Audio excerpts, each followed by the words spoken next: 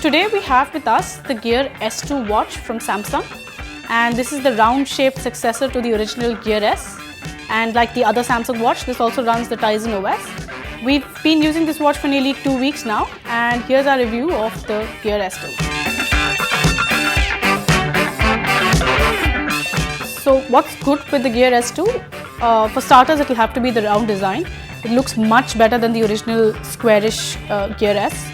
And if you have very slim wrists, I would suggest that you try the 39mm Gear S2 Classic, which is prettier looking and has leather bands instead of this one, which is much more sporty and better suited for health related activities. Like if you're going to the gym a lot or you're running or cycling, then the Gear S2 is a watch for that.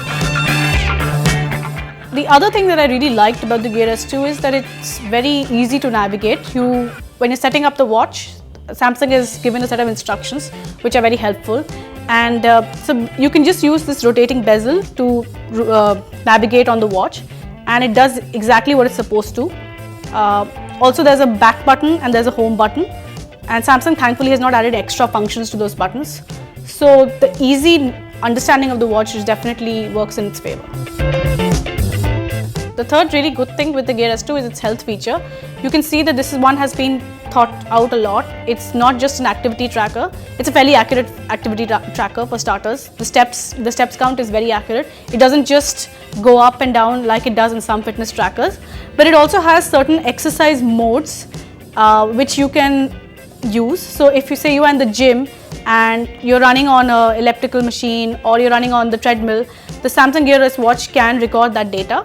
There's also a heartbeat tracker, and if you're say exercising, it can get the data of your current heartbeat along with that duration of exercise, which kind of helps if you're a regular gym goer. So what doesn't work? Well, for starters, the lack of apps really hurts the Gear S2.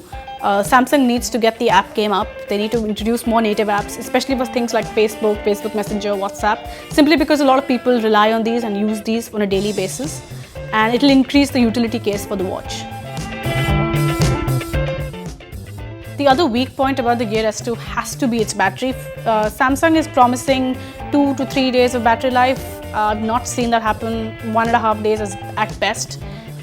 It drains pretty fast and you need to keep charging it, so I'd suggest that you carry the charger around always, because the Gear S2 is really not very great with the battery.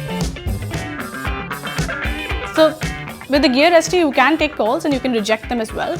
The only problem is that if you decide to take a call on the watch itself, you have to pick up your phone to continue the conversation, and that feels very disjointed. So in some ways the watch is really still very, very dependent on your smartphone, and you might not see much use for this feature. So what's our verdict for the Gear S2? Between the Gear S2 and the classic version of the watch, I'd pick the classic simply because it looks prettier. Currently this one is retailing for around 22,000 on Flipkart. And as far as the smartwatch goes, it does quite a lot. It will give you all your notifications.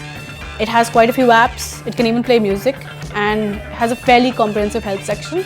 If you don't have enough money for an Apple Watch and don't really think that Android Wear is what you want to try, give the Gear S2 a go.